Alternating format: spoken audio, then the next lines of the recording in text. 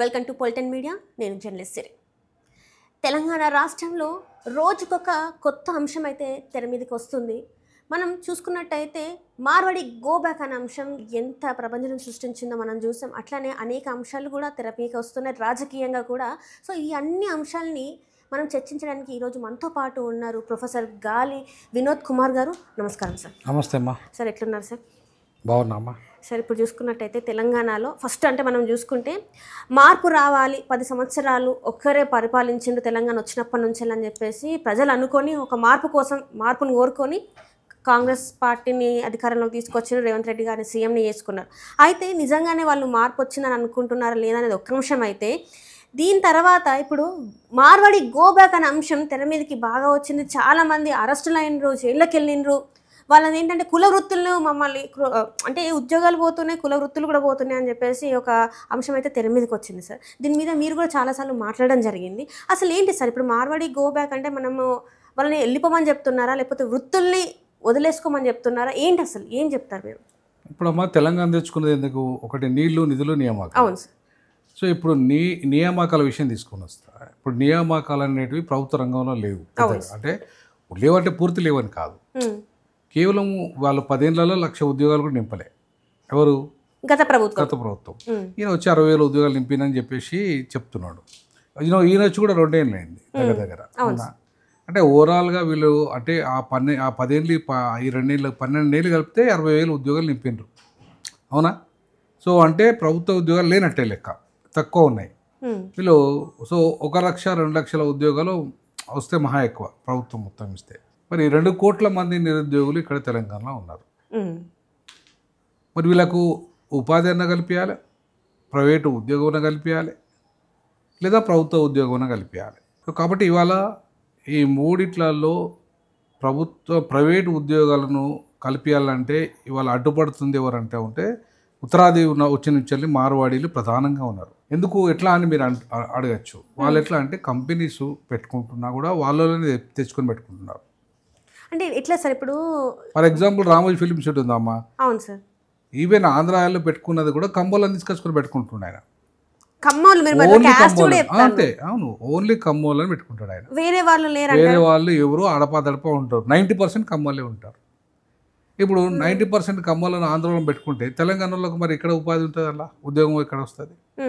రెండవది ఇప్పుడు రెడ్డి స్లాబ్స్ ఉన్నాయి, అవి కూడా చాలా కంపెనీలు ఉన్నాయి, వాళ్ళ ఫార్మా కంపెనీలు ఉన్నాయి. మొత్తం నువ్వు రెడ్డిని తీసుకొచ్చుకొని పెట్టుకుంటావు. ఆయన కూడా ఇక్కడ అయినా కాదు, తెలంగాణ అయినా కాదు. అవునా? సో మరి అక్కడ రెడ్డిలను పెట్టుకుంటాడు, ఈయన కమ్మోళ్ళని పెట్టుకుంటాడు. వాళ్ళు మార్వాడీలో వచ్చి మార్వాడీలు గుజరాత్లో పెట్టుకుంటాడు. ఇంకా వాళ్ళ కులాలని ఎవరు ఉంటే వాళ్ళకి పెట్టుకుంటారు. మరి ఇంకా తెలంగాణలో తెచ్చుకునేది ఎందుకమ్మా? ఈ ఉద్యోగాలన్నీ వాళ్ళే కొట్టేస్తే ఇక్కడ కంపెనీలు పెడతారు, ఇక్కడ వ్యాపారాలు పెడతారు, ఇక్కడ వ్యాపారం అన్ని నడుపుతారు మీరే. బట్ ఉద్యోగాలు మాత్రం మా వాళ్ళకి కలిపారు, మీ వాళ్ళని తెచ్చుకుంటారు. కానీ చట్టం ఏం చెప్తుంది? 75% లోకల్ తెలంగాణలోకి ఇవ్వాలని చెప్తుంది. Right sir, sorry to interrupt you sir. అయితే ఇక్కడ ఇదే అంశం ఇలానే పక్క రాష్ట్ర ముఖ్యమంత్రి కర్ణాటకకి చెందిన మన ముఖ్యమంత్రి ఎవరైతే ఉన్నారో వారు కూడా అట్లనే అన్నారు. ఎట్లా అంటే ఫస్ట్ మా లోకల్ వాళ్ళకి, మా కన్నడిగులకే ఫస్ట్ ప్రియారిటీ ఇస్తాం, మేము ఇక్కడ ఉన్న లోకల్స్కే ఫస్ట్ ఉద్యోగాలు కల్పిస్తామని చెప్పేసి అంటే ఆయన వ్యతిరేకించిండ్రు. ఎవరైతే ఉన్నారో అక్కడ కంపెనీలు పెట్టిన వాళ్ళు వ్యతిరేకించారమ్మా. కంపెనీలు పెట్టిన వాళ్ళు ఇతర రాష్ట్రాల నుండి వచ్చి కంపెనీలు పెట్టిన వాళ్ళు వ్యతిరేకించారు, లోకల్ ప్రజలు కాదు వ్యతిరేకించారు. కానీ సిద్ధరామయ్య భయపడ్డాడు కదా సార్. భయపడ్డాడంటే ఇప్పుడు మార్వాడీలో వచ్చి వాళ్ళ డబ్బులు ఎవరికి ఇస్తారు? ఇక్కడ ఇచ్చే రేవంత్ రెడ్డికి ఇస్తారు. ఇటేనండి, కంపెనీలు పెట్టిన వాళ్ళు డబ్బులు ఇచ్చేది ఎవరికి ఇస్తారు? వాళ్ళకి ఇస్తారు. ఎవరి అధికారంలో ఉంటే వాళ్ళకి, ప్రతిపక్షాలకు ఇస్తారు. ఎవరికి? కేసీఆర్కి ఇస్తారు, బీజేపీ రామచంద్రరావుకి ఇస్తారు. అవునా? వీళ్ళు నోరు విప్పారు. వీళ్ళు అధికారంలో ఉంటారు, ప్రతిపక్షంలో ఉంటారు, ప్రజల పక్షం నిలబడాలనా లేదా? అంతే కదా. ఎవరు మాట్లాడలేదు? ఎందుకు మాట్లాడతలేరు? ఇప్పుడు మీరు ప్రజల పక్షాన నిలబడేటోళ్ళు తెలంగాణ తెచ్చుకున్నది ఇవాళ కేసీఆర్ కుటుంబం నుండి దావలేదు, ఎవరు రేవంత్ రెడ్డి కుటుంబం నుండి దావలేదు, లేదంటే రామచంద్రరావు కుటుంబం నుండి దావలేదు. ఎవరు చచ్చిపోయారు? తెలంగాణ ప్రజలు, తెలంగాణ పేద ప్రజలు, విద్యార్థులు, పేద బడుగు బలహీన వర్గాల నుండి చనిపోయారు అంతా. మరి వాళ్ళకు ఉద్యోగ అవకాశాలు ఇవ్వాలా లేదా? ఉపాధి అవకాశాలు ఇవ్వాలా లేదా? మరి ఇయ్యడానికి అడ్డం పడుతుంది ఎవరంటే వీళ్ళంతా కూడా వాళ్ళ కంపెనీలు పెట్టుకొని వాళ్ళ వ్యాపారాలు పెట్టుకొని వాళ్ళనే రిక్రూట్ చేసుకుంటూ లోకల్లోకి అవకాశం లేకుండా ఇవాళ చట్టాన్ని దుర్వినియోగం చేస్తున్నారు. ఇంకా మార్వాడీలు ఇంకేం చేస్తున్నారు, వాళ్ళు అయితే హవాలా కుంభకోణాలు చేస్తున్నారు. హవాలా కుంభకోణం అంటే ఇవాళ విదేశీ మారకద్రవ్యం, భారతదేశానికి రావాల్సిన విదేశీ మారకద్రవ్యం ఏదైతే అమౌంట్ రావాలనో హవాలా రూపంలో పైసలన్నీ ట్రాన్స్ఫర్ చేస్తున్నారు. దానివల్ల భారతదేశానికి రెవెన్యూ రాదు. జిఎస్టీ కట్టరు వాళ్ళు, సిజిఎస్టీ కట్టరు, సెంట్రల్ జిఎస్టీ కట్టరు, స్టేట్ జిఎస్టీ కట్టరు. మరి మొత్తంకి వాళ్ళు ఏం చేస్తారు, వాళ్ళు ఎక్కడికెళ్ళైతే గుజరాత్ నుండి చైనా వస్తువులన్నీ గుజరాత్ ద్వారా ఇక్కడికి తెప్పించుకుంటారు. వస్తువులు తెచ్చుకొని వాడు నీకు బిల్లు ఇవ్వడు. ఎందుకు బిల్లు ఇవ్వడు అంటే దానికి వాడు ఏమంటే నీకు ఏమని పేరు చెప్తాడంటే దానికి జిఎస్టీ కట్టాలంటాడు. జిఎస్టీ కాదు, వాడు క్వాలిటీ లేని వస్తువులను తీసుకొచ్చి అమ్ముతాడు. ఇక్కడ అంటే నాణ్యత లేని వస్తువులను తీసుకొచ్చి అమ్ముతాడు. సో ఆ నాణ్యత ఇప్పుడు నువ్వు బిల్లు ఇస్తే దానికి నువ్వు బాధ్యుని అవుతావు. దానికి రేపు కోర్టుకు పోయినా కూడా నీ మీద యాక్షన్ ఉంటుంది. నువ్వు బిల్లు ఇస్తలేమంటే అర్థమైంది నువ్వు దొంగవు అన్నట్టు. Yes, you are cheating the society. అంటే ఒకవైపు కేంద్ర ప్రభుత్వానికి పన్ను కడతలేవు, అంటే సెంట్రల్ జిఎస్టీ కడతలేవు, ఒకవైపు స్టేట్ జిఎస్టీ కడతలేవు, అంటే స్టేట్ గవర్నమెంట్కు పన్ను చెల్లిస్తలేవు. ఇవాళ వీనికి ఎవరికి వినియోగదారునికి మోసం చేస్తున్నావు. వినియోగదారుడు ఏముంది, క్వాలిటీ లేనిది. ఇలా పప్పులో క్వాలిటీ లేదు, వాళ్ళు అమ్మే పప్పులో క్వాలిటీ లేదు, లడ్డులో క్వాలిటీ లేదు, ఎందులో క్వాలిటీ లేదు. దానివల్ల ఆరోగ్యం ఖరాబ్ అయిపోయి క్యాన్సర్ బారిన పడిపోయి అనేక రోగాల బారిన పడిపోతున్నాయి. ఈ తెలంగాణ సమాజాన్ని ఎవరు కాపాడాలి? మరి రాష్ట్ర ప్రభుత్వం కాపాడాలి, కేంద్ర ప్రభుత్వం నుంచి ఉన్న బండి సంజయ్ గారు అంటున్నారు కదా, ఇక్కడికి వచ్చి మార్వాడీలు ఏం దోచుకుంటలేరు, వాళ్ళు ఇన్వెస్ట్ చేస్తాండ్రు, వాళ్ళు ఇక్కడ రాష్ట్ర జీడిపిని అదే ఇప్పుడు ఆయన సూట్ కేసులు ఇస్తాడు, ఆయన వచ్చి వాళ్ళ కాళ్ళు మొక్కుతాడు. బండి సంజయ్కి సూట్ కేసులు ఇస్తాడు, బండి సంజయ్ వచ్చి మార్వాడీలో కాళ్ళు మొక్కుతాడు. అందుకే బండి సంజయ్కి ఏం బాధ లేదు. బండి సంజయ్కి బాధ లేదు, కానీ పేదలకు ఉన్నది కదా, బహుజనులకు బాధ ఉన్నది కదా. ఈ బహుజనులు కదా ఇప్పుడు తిరుగుబాటు చేస్తుంది. ఏమన్నా బండి సంజయ్ బీజేపీ వాళ్ళు వచ్చి మార్వాడి గో బ్యాక్ అంటారా? ఆ పార్టీకి సంబంధించిన ఏ ఒక్కరు కూడా మాట్లాడారు కదా. ఎందుకు మాట్లాడతారు? వాళ్ళకు సూట్ కేసులు వస్తున్నాయి. సూట్ కేసులు వచ్చినప్పుడు మాట్లాడతారా? మాట్లాడారు. కిషన్ రెడ్డి మాట్లాడతారా? మాట్లాడాడు. బండి సంజయ్ మాట్లాడాడు. ఇంకా వాళ్ళు ఎవరు కూడా మాట్లాడారు. ఇవాళ రాజాసింగ్ లాంటి వాడు మొత్తుకుంటాడు వాళ్ళ మీద కానీ, కిషన్ రెడ్డి మీద కానీ. మరి మా రాజాసింగ్ ఎక్కడోడు, వాళ్ళ పూర్వీకులు ఎక్కడోళ్ళు, ఉత్తరాది వాళ్ళు. మరి అట్లాంటి వాళ్ళు వచ్చి ఇక్కడ పెత్తనం చేస్తానంటే తెలంగాణడు ఆ బీసీ అవకాశం రావద్దా? BC MLA కావద్దా? Bandi Sanjay మార్వాడిని support చేస్తాడు, రాజాసింగ్ మార్వాడి చేస్తాడు. వీళ్ళిద్దరు పడదు. వీళ్ళిద్దరికి ఎందుకు పడదు? సంచుడు ఎవరైతే తీసుకున్న దాంట్లో ఇవాళ వీళ్ళకు తేడాలు వస్తున్నాయి కాబట్టి పడతలేదు. నేనేమంటానంటే ఇవాళ ఇంత దుర్మార్గం చేస్తూ, ఇంత ప్రజల యొక్క ప్రాణాలతో చిలక మాట్లాడిస్తూ, కేంద్ర రాష్ట్ర ప్రభుత్వాలకు పన్నులు కట్టకుండా దేశద్రోహానికి పాల్పడుతున్న మారవాడీలు దేశభక్తుల కష్టం చేసుకొని ఇలా తాగైనా సరే పన్ను కడుతుంది ప్రభుత్వానికి. ఎవరికి? దళితులు. మరి అట్లాంటి వాళ్ళను ఇవాళ చిన్న పనులు చేసుకొని పన్నులు కడుతున్నారు వాళ్ళు. అట్లాంటి వాళ్ళను నిర్దాక్షిణ్యం కొట్టి కబ్జాతి కొడుకులారని అంటే ఇవాళ నువ్వు ఎవరిని సపోర్ట్ చేయాలి? బండి సంజయ్ హోమ్ మినిస్టర్ హోదాలో ఉండి, డిప్యూటీ హోమ్ మినిస్టర్ హోదాలో ఉండి బాధితునికి సపోర్ట్ చేయాలన్నా లేదా? ఎవరిని సపోర్ట్ చేస్తున్నావు? లేదు కదా. అంటే వాళ్ళ దృష్టిలో బండి సంజయ్ దృష్టిలో అంటే దళితులు మనుషులే కాదన్నట్టు. అవునా కదా? అదే కదా నేను అన్నది. ఇప్పుడు నీకు ఎట్లా పవర్ ఇస్తామంటున్నా, రేపు రానున్న రోజుల్లో బీజేపీకి ఎట్లా పవర్ ఇస్తాం మేము? తెలంగాణ ప్రజలు మన గుడ్డోళ్ళ ఎడ్డోళ్ళ మీకు పవర్ చేయడానికి ఖచ్చితంగా తిరుగుబాటు బీజేపీ మీద ఉంటుంది. మార్వాడీలను సపోర్ట్ చేస్తూ, దోపిడీదారులను సపోర్ట్ చేస్తున్న బీజేపీని హటావో, నార్త్ ఇండియా బీజేపీ హటావో అనే నినాదం కూడా రాబోతుంది. కానీ వాళ్ళు గట్టిగా ఉన్నారు కదా సార్. నెక్స్ట్ వచ్చేది మేము ఎట్టి పరిస్థితుల్లో అసలు రారండి. మేము అంటే తెలంగాణ రాజాసింగ్ చెప్తాడు మా దొంగలతో అధికారం రాదు, రానియారు మా వాళ్ళు కేసీఆర్ కమ్ముడు వేయరు, ఇప్పుడు మా వాళ్ళు రేవంత్ రెడ్డి కమ్ముడు వేయరు, అసలు అధికారమే రాదని నేను చెప్తలేను ఈ మాట. రాజాసింగే చెప్తాండి ఆ మాట. కానీ రాజాసింగ్ నే వాళ్ళు సస్పెండ్ చేశారు కదా సార్. అవునమ్మా, సస్పెండ్ చేసినా కూడా ఆయన ఏమని చెప్తాడు, వీళ్ళు ఇక్కడ బీజేపీని అధికారంలోకి రానియారని చెప్తున్నాడు. ప్రజలు కూడా ఇలా రానియారు. ఎందుకంటే దోపిడీదారులకు సపోర్ట్ చేస్తున్న మార్వాడి లాంటి దోపిడీదారులకు సపోర్ట్ చేస్తూ, ఇక్కడ నిరుద్యోగులకు అన్యాయం చేస్తూ, ఇక్కడ ఆరోగ్యం ఖరాబ్ చేసే కల్తీ వ్యాపారం చేసి కల్తీ వాళ్ళకు సపోర్ట్ చేసే వాళ్ళకు ఇవాళ వాళ్ళకు సపోర్ట్ చేస్తున్న బీజేపీని ఎట్లా రాణిస్తారు? బీజేపీని ఎట్లా అధికారం రాణిస్తారమ్మా? ఎట్టి పరిస్థితుల్లో బహుజనులు బీజేపీని అధికారంలోకి రానియారు. అంటే సార్ ఇక్కడ నా ప్రశ్న ఏంటంటే, ఇప్పుడు ఇంత జరగడానికి కారణం మన తెలంగాణ ప్రజలది ఏం లేదంటారా? 100% తెలంగాణ ప్రభుత్వాన్ని ఉంది, ప్రజలది కాదు. ప్రజలు తిరుగుబాటు చేస్తున్నారమ్మా. ప్రజలు అడుగుతున్నారు, కానీ ప్రభుత్వం తప్పు కదా. ఇలా కాంగ్రెస్ పార్టీ కూడా ఉత్తరాది పార్టీ కదా.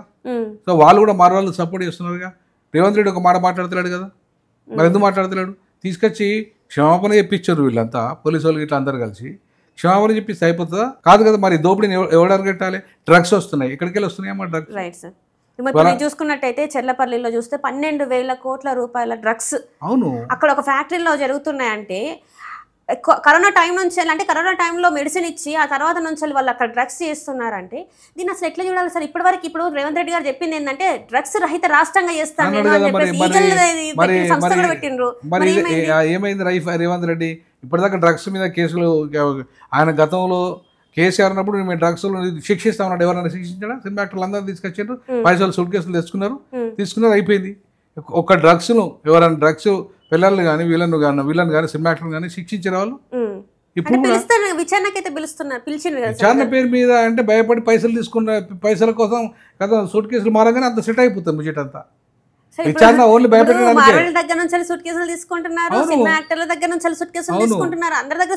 అవును మరి అట్లయితే లేకపోతే ఎందుకు మీరు ఇవాళ నేరస్తులకు ఎందుకు శిక్షలు వేపిస్తలేరు? మీరు ఎందుకు చర్యలు తీసుకోవడం లేదు? ఇవాళ డ్రగ్స్ అనేది ఎక్కడికి వెళ్ళి వస్తుంది? డ్రగ్స్ అనేది ముఖ్యంగా గుజరాత్ ఏరియా నుండి వస్తుంది. గుజరాత్ ఏరియా నుంచి డ్రగ్స్ వస్తుంది. విదేశీయులంతా కూడా డైరెక్ట్ విమానాల్లో తీసుకురారు డ్రగ్స్. ఎక్కడి నుంచి తీసుకొస్తారు? సముద్రం నుండి తీసుకొస్తారు. సముద్రం నుండి వచ్చే డ్రగ్స్ అన్నిటి కూడా ఇవాళ ప్రభుత్వం అరికట్టాల్సింది ఎవరు? గుజరాత్ ప్రభుత్వము. మరి గుజరాత్ ప్రభుత్వం అక్కడ ఫెయిల్ అయిన తర్వాత కేంద్ర ప్రభుత్వం కూడా దాని మీద చర్యలు తీసుకోవాలి కదా. కేంద్ర ప్రభుత్వం చర్యలు తీసుకోవడం లేదు. మరి డ్రగ్స్ ఇక్కడ దాకా వస్తున్నాయి అంటే అర్థమైంది ఇక్కడ ప్రభుత్వం ఫెయిల్ అయినట్టే కదా. అంటే ఇప్పుడు కేంద్రంలో ప్రభుత్వం ఉంది కూడా, బీజేపీ ప్రభుత్వం 100% ఉన్నాయి. లేకపోతే ఇప్పుడు ఈ డ్రగ్స్ అన్ని ఎవరు వాడుతున్నారు బాగా? ఈ డ్రగ్స్ అన్ని ఎవరంటే మళ్ళీ ఈ ఎస్సీ ఎస్టీ బీసీ మైనార్టీలు అనే వాళ్ళతోనే కనిపిస్తున్నారు. వాళ్ళతోనే కనిపించి అట్లాంటి పిల్లలు చదువుకోకుండా చేసి ఇంజనీరింగ్ కాలేజీలలో ఎవరైనా మంచి చదువుకుంటూ ఉంటే వాళ్ళకు అలవాటు చేసి ఇవాళ మొత్తం సమాజాన్ని నిర్వీర్యం చేస్తున్నారు. కాబట్టి ఈ డ్రగ్స్ అనే దాంట్లో కూడా భాగస్వామ్యం వీళ్ళది ఉంది. ఎవరిది? ఇదే మార్వాడీలది, ఇదే గుజరాతీలది. విపరీతంగా దుర్మార్గమైన డబ్బు సంపాదించుకోవడానికి వాళ్ళు ప్రజల జీవితాలతో చెలగాటమాడుతున్నారు. అందుకే కదా ఇవాళ తిడుతున్నది తెలంగాణ ప్రజలు. తెలంగాణ ఉద్యమకారులు ఎందుకు తిడుతున్నారు? ముఖ్యంగా దోపిడీదారులైన, కల్తీ వ్యాపారులైన ఇవాళ మొత్తం వీళ్ళకంతా కూడా నల్లధనాన్ని వాళ్ళ దగ్గర నల్లధనాన్ని రాజకీయ నాయకుల దగ్గర ఉన్న నల్లధనాన్ని తెల్లధనంగా మార్చి ఎన్నికలలో తెల్లధనంగా మారుస్తున్నది ఎవరు? వీళ్ళే కదా. ఇదే మార్వాడీలు కదా. కోట్ల రూపాయలు, మామూలు 1,00,000 రూపాయలు కాదు, 1,00,000 కోట్లు, లక్షల కోట్లు. నేను చెప్పేది లక్షల కోట్లు చేతులు మారుతున్నాయి. ఎక్కడికి వెళ్ళి మారుతున్నాయి? ఏవో కేంద్ర ప్రభుత్వం సపోర్ట్ లేకుండా మారుతున్నాయా ఇవన్నీ? మరి ఇంత సుద్దపూస ఆయన మోడీ మరి 1,00,000 కోట్ల ఈ నల్లధనాన్ని తెల్లధనంగా మారిస్తే మరి దేశానికి పన్ను ఎవరు కట్టాలి? అంటే గతంలో ఆయన వచ్చినప్పుడు మనం చూసుకున్నట్టయితే 2014లో ఆయన వచ్చినప్పుడు ప్రతి ఒక్కరి జీరో అకౌంట్లో 5 లక్షలు ఇస్తా, నేను అవినీతి నల్లధనాన్ని బయటికి తీసుకొస్తా అని చెప్పేసి ఇంతవరకు దాని గురించి అసలు ఒక్కరు కూడా మాట్లాడతలేదు. 12 ఏళ్ళు దాటింది, ఏమైంది మరి? ఎందుకు తీసుకురాలే? సో కాబట్టి ఇదంతా కూడా కుమ్మక్కు, వీళ్ళంతా కూడా కుమ్మక్కు చేసుకొని కుమ్మక్కు రాజకీయాలు పాటలు పాడుతూ ముఖ్యంగా ఈ ఉత్తరాది పార్టీలైన బీజేపీ, కాంగ్రెస్లు ఈ రెండు కూడా వీళ్ళతో కుమ్మక్కు అయిపోయినాయి. ఇక్కడ ఉన్న ప్రాంతీయ పార్టీ కూడా నోరు విప్పట్లేదు. అది కూడా అవినీతి పార్టీ, బీఆర్ఎస్ పార్టీ. సో కాబట్టి ఈ ప్రాంతీయ పార్టీ నోరు విప్పాల్సిన అవసరం ఉంది. ఇవాళ తెలంగాణ ప్రజలు బాగా నష్టపోతున్నారు. తెలంగాణ ప్రజలు ఇప్పుడు గ్రూప్ 1లో ఇవాళ గ్రూప్ 1 ఇన్ని రోజులు గ్రూప్ 1 కూడా వాళ్ళకు ఉద్యోగాలు రాలేదంటే కారణం ఎవరు? అంటే పేపర్ సరిగా దిద్దకపోవడం, దిద్దన పేపర్ల ఇవాళ అంతేకాకుండా ఇష్టారాజ్యంగా ఆ రిజర్వేషన్లను ఎత్తేయడం, తర్వాత ఇవన్నీ కదా కోర్టుల కేసులన్నీ కూడా వాటి వల్లనే కదా. అంటే సార్ ఇప్పుడు ఫస్ట్లో చూసుకున్నట్టయితే బీఆర్ఎస్ ప్రభుత్వం ఉన్నప్పుడు పేపర్ లీకేజ్ అయింది.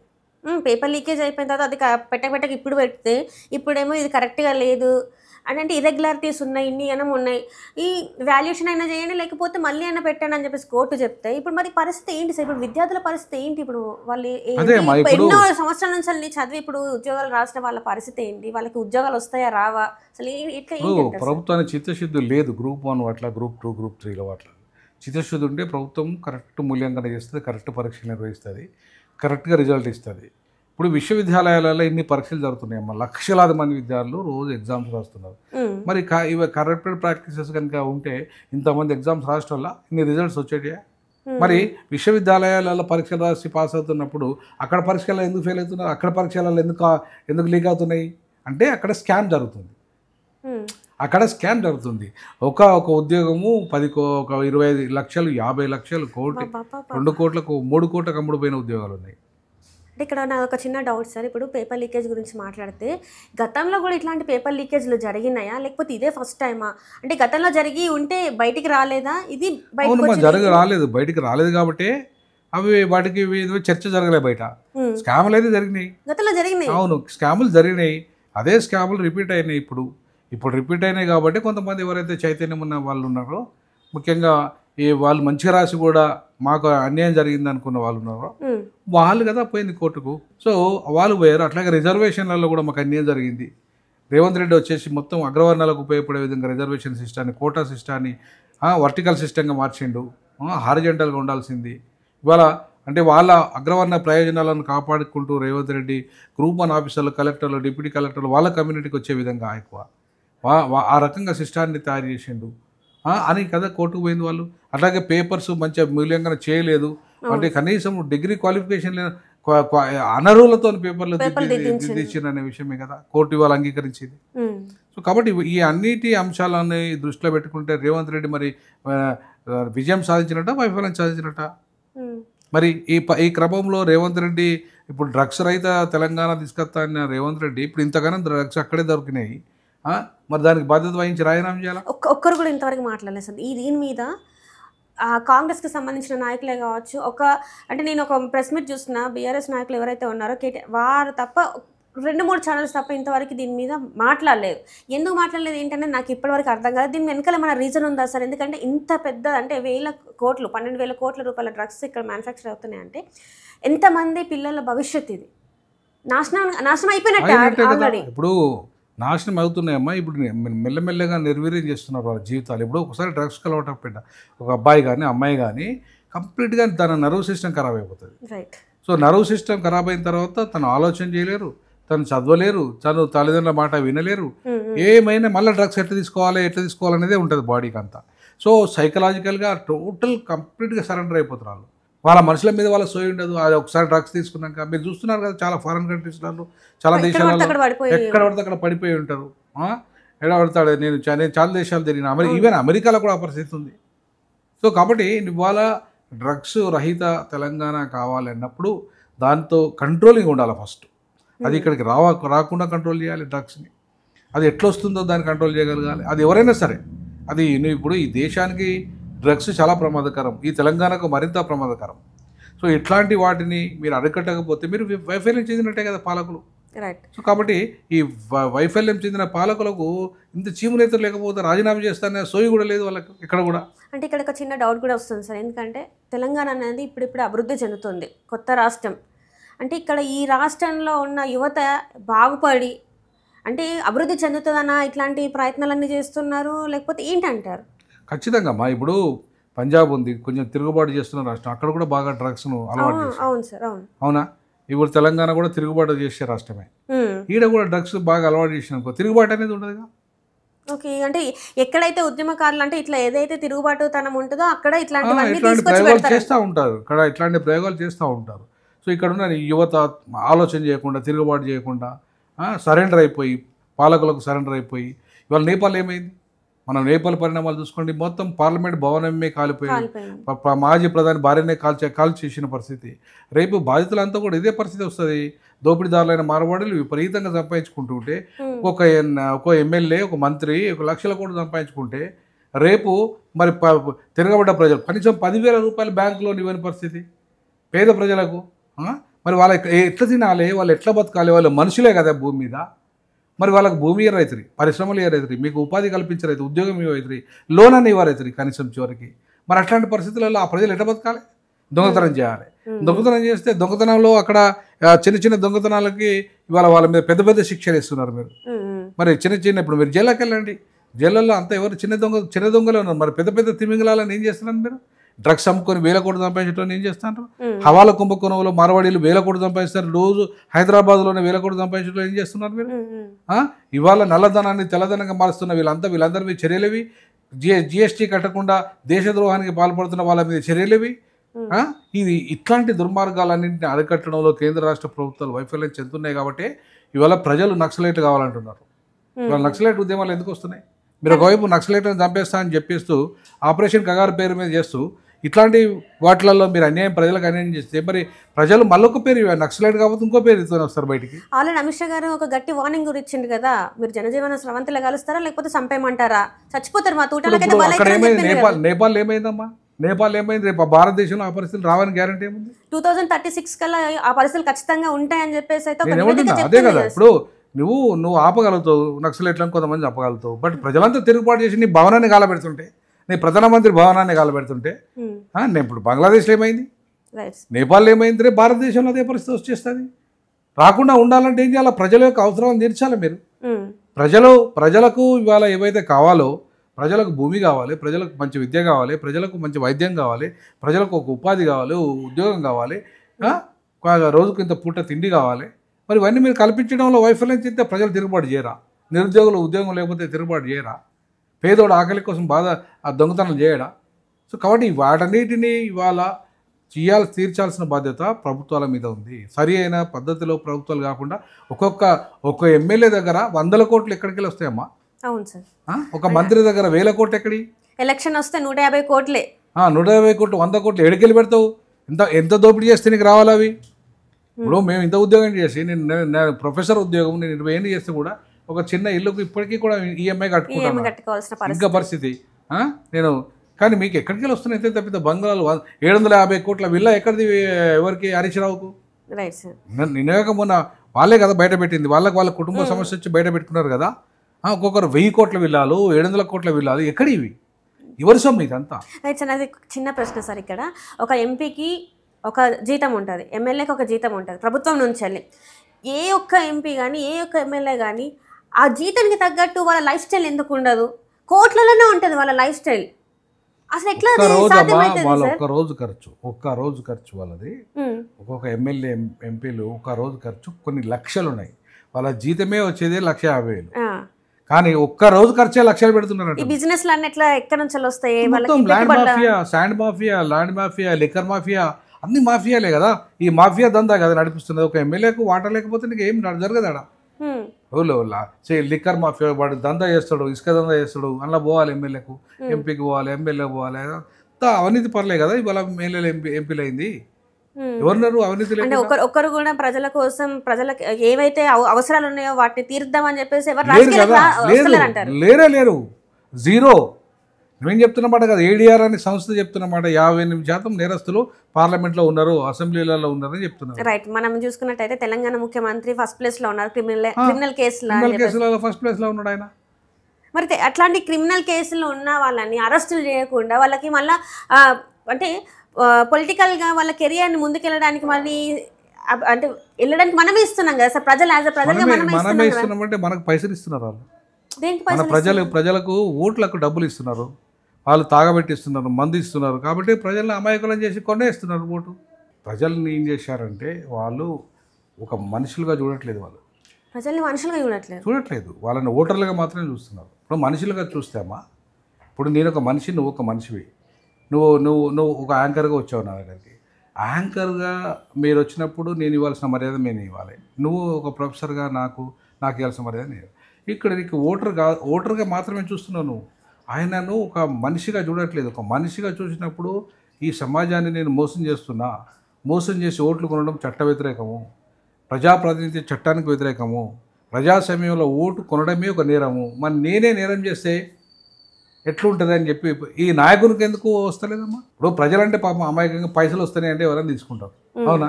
వాళ్ళు కూడా నేరం చేసినట్టే లెక్క. కాకపోతే నేను దాన్ని సమర్థించాను, కానీ చెప్తున్నా నీకైతే నువ్వు ఒక లీడర్గా నీకు అన్ని విషయాలు తెలుసు కదా. ఓట్లు కొనొద్దనే విషయం తెలుసు కదా. నువ్వు ఎప్పుడైతే నామినేషన్ దాఖలు చేసినప్పుడే దాని మీద ప్రమాణం చేస్తావు, ఓటు తీసుకుంటావు కలెక్టర్ గారు. ఏమని?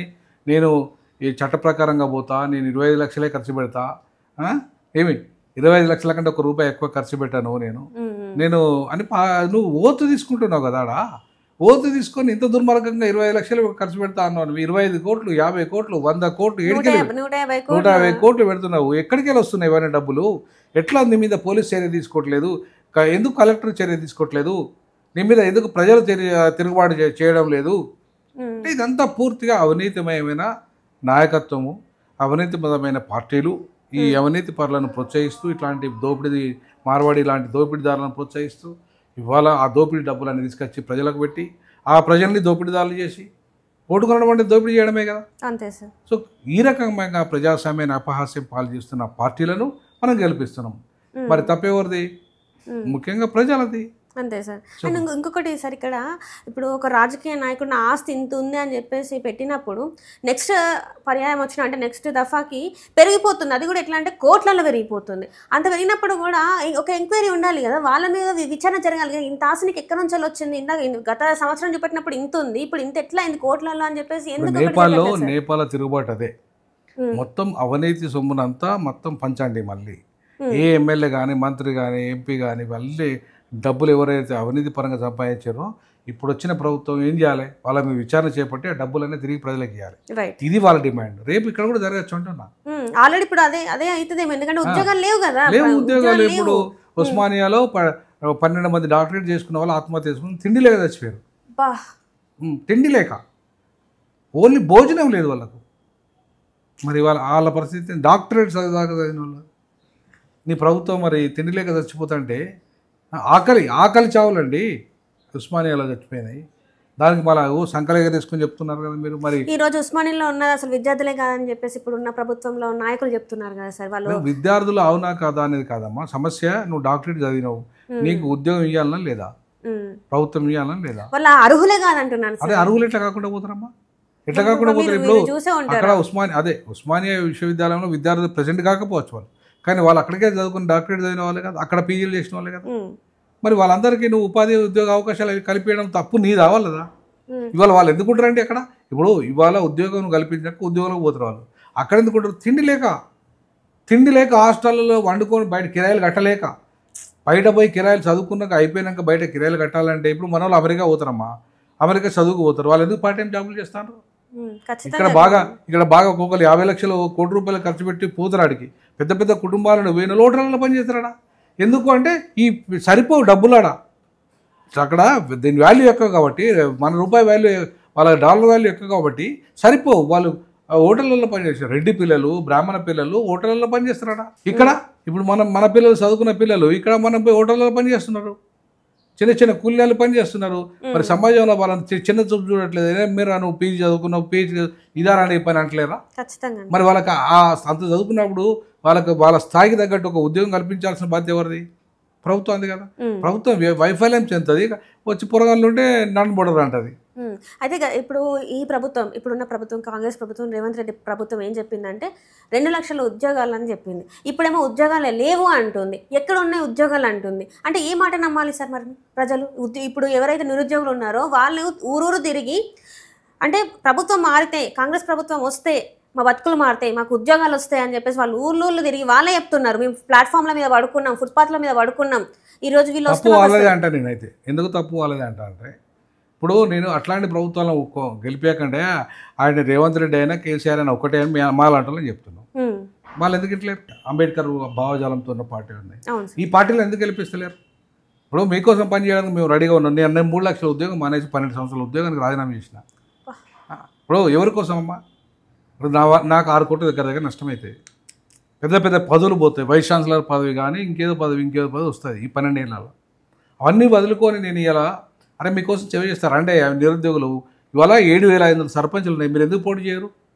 ఇంతమంది లీడర్లు ఓయిలో ఉన్నారా? వాళ్ళంతా ఒక ఊరు నుండి వచ్చినోలే కదా, అవునా కదా? మరి మీ ఊర్లో పోయి పోటీ చేయండి. ఎవరు? ఇదే కాంగ్రెస్, బీజేపీ, బీఆర్ఎస్ గెలవకుండా మీరు పోటీ చేయండి, మేము సపోర్ట్ చేస్తాం. ఆర్పీఐ నుండి మేము టికెట్ ఇస్తాం, చేయండి. దమ్ముంటే మీకు చేయరు ఆ పని చేయరు వాళ్ళు. ఎందుకు చేస్తారు? మళ్ళా ఇప్పుడు కాంగ్రెస్ మంచిది కానీ బీజేపీ కోటపిస్తారు, బీజేపీ మంచిది కానీ కాంగ్రెస్ కోటపిస్తారు. అరే ఇవన్నీ ఒకటేరా బాయ్, వీళ్ళంతా అగ్రవర్ణ ఆధిపత్య దోపిడీ కులాల బావంటే కూడా చదువుకొని కూడా మూర్ఖత్వంగా వ్యవహరిస్తే మరి తప్పెవరిదైతుంది? అంటే చదువుకున్నా కూడా ఇంకా క్యాస్ట్ సిస్టమ్ ఇంకా ఉంది కదా సార్. మరి అందుకే అంటున్నామా నేను, ఎంత చదివినా, ఎంత పిహెచ్డీ చేసినా, ఎంత డాక్టరేట్లు చేసినా వాళ్ళ కులాలే మా కులమోడు, మా కులపోడు అని చెప్పేసి మాట్లాడుతున్నారు కానీ చదువుకున్నోడు అని చెప్పేసి ఇక్కడ మాట్లాడుతున్నారు. అదే అంటున్నాను. ఇవాళ మీరు ఇంత పెద్ద చదువుకున్నప్పుడు మీరు ఊరిని బాగు చేయాలా లేదా? పోయి బాగు చేయాలంటే నువ్వు సర్పంచ్ కావాలి, లేదా ఎంపీటీసీ కావాలి, లేదా జెడ్పీటీసీ కావాలి, అవునా? నువ్వు ఎందుకు పోటీ చేయవు నీ ఊర్లో పోయి? నువ్వు అమెరికా, నేను ఏమంటానంటే నువ్వు అమెరికా లండన్కి వెళ్ళి బల్ల వెళ్ళగొడతాడు. ఇప్పుడు ఉంచలేడు ఎవరు? ట్రంప్ నిర్దాక్షిణంగా పంపించేస్తాడు. ఎందుకు? వాళ్ళ అమెరికా వాళ్ళకు ఉద్యోగాలు ఉపాధి అవకాశాలు కోల్పోతున్నారు. మా వాళ్ళకి కావాలి, మీరు కొట్టేస్తున్నారు వచ్చి, మేము ఇయ్యమని చెప్పి ఇలా కొట్టేస్తున్నాడు. మరి రేపు తెలంగాణ వాడికి వద్దా ఉద్యోగాలు? తెలంగాణ వాడు కూడా రేపు మిగతా వాళ్ళని ఇలా కొట్టాలి. మనం ఎందుకు గో బ్యాక్ మార్వాడని ఎందుకంటున్నాము? కేవలం వాళ్ళ వ్యాపారం కోసం కాదు. 12 మీరు 20% చేసుకోండి. ఇతర రాష్ట్రాల వాళ్ళు మీరు ఢిల్లీ వాళ్ళ, పంజాబ్ వల్ల, ఆంధ్ర వల్ల, రాయలసీమ ఎక్కడైనా సరే 25%లో మీరు చేసుకోండి వ్యాపారం. కానీ 75% మేము చేసుకోవాలి చట్టపరంగా. ఉద్యోగాలు మేము పొందాలి కదా. ఐటీ రంగము, ఫార్మా రంగము మొత్తం కంపెనీలు అన్నీ ఉన్నాయి. 5% కూడా తెలంగాణలో లేదు. మరి ఈ ఉద్యోగాలు తెలంగాణలో 75% ఉండాలి కదా. మరి మా 70% వాటి ఎక్కడ పోయింది? అంటే తాయి పడుకుంటారు, అదేమ్మా తాయి పడుకుంటారు, తెల్లదాకా లేవరు. అసలు ఉద్యోగం చేసే తాకతు ఉండదు, ఏమంటారు వ్యాపారం చేసే తాకతు ఉండదు. అందుకే మేము వచ్చి ఈరోజు మేము ఇట్లా చేస్తున్నాం అని చెప్పేసి కొంతమంది ఇప్పుడు ఫర్ ఎగ్జాంపుల్ అమెరికా వాళ్ళు కూడా చాలా, ఆస్ట్రేలియా వాళ్ళు, లండన్ వాళ్ళు తాగిమంటారా? ఇప్పుడు ఇదే ఆర్గ్యుమెంట్ కరెక్ట్ అనుకుందాం. వాళ్ళు తాగిపంటారా? తాగిపంటేనే వాళ్ళ దేశాన్ని ఎంత డెవలప్ చేసుకున్నారా వాళ్ళ రాష్ట్రాన్ని? ఇట్లా 400 సంవత్సరాలు మన తాగిపంటేనే అంత ప్రపంచంలో సంపన్న నగరంగా హైదరాబాద్ డెవలప్ అయిందా? ఇప్పుడు ముస్లిం కాలంలో కూడా 400 ఏళ్ళు నిజాం పరిపాలనలో ప్రపంచ సంపన్న నగరంగా ఉన్నాం. అప్పుడు మనం పని చేయలేదా? దేశ విదేశాల నుంచి ఇక్కడ నుంచి వచ్చి అంటే నమూనాలు తీసుకెళ్ళిందంట వ్యాపారం. అసలు మరి ఎందుకు ఇంత పెద్ద నగరాన్ని సృష్టించుకోగలిగినాము. ఇవాళ నీ ఢిల్లీ కూడా ఎందుకు పనికిరాదు మన హైదరాబాద్ నగరంలో? అవునా? మరి ఇంత అంటే ఇదంతా మన తెలివితో చేసింది కాదా? వాళ్ళ తెలివితో చేశారా? సో కాబట్టి నేనేమంటానంటే అమ్మా, ఇదంతా తప్పుడు వాదన. దమ్ముంటే రమ్మనండి. మా వాళ్ళు ఎంతమంది తాగుతారు, మీ వాళ్ళు ఎంతమంది తాగుతారు? తాగుడు అనేది కల్చర్లో భాగమమ్మా. అమెరికన్స్ పొద్దుస్తమానం, నువ్వు అమెరికా పో ఒకసారి, నువ్వు లండన్ పో, పొద్దుస్తమానం తాగాల్సిందే. ఆడ చలి వాతావరణం. తెలంగాణలో ఒక కల్చర్ ఉంది. ఆ కల్చర్ ఏంటంటే రోజు ఇంత పెగ్గేసుకొని పడుకుంటాడు. కష్టం చేస్తాడు కాబట్టి ఇంత పెగ్గేసుకొని పడుకుంటాడు. అది తప్ప ఏమన్నా? కేసీఆర్ రోజు దాగి పంటాడు. మరి కేసీఆర్ ఏం పని చేయకుండానే తెలంగాణ రాష్ట్రంలో అంతా ఉద్యమం చేసిండా? బెస్ట్ ఎగ్జాంపుల్ తీసుకుందాం, మనం కేసీఆర్ తీసుకుందాం. రోజు ఆయనతో ఎన్నో గంటలు చర్చలు చేసిన, పెగ్గేయకుండా ఆయన అరగంట కూడా ఆగడు.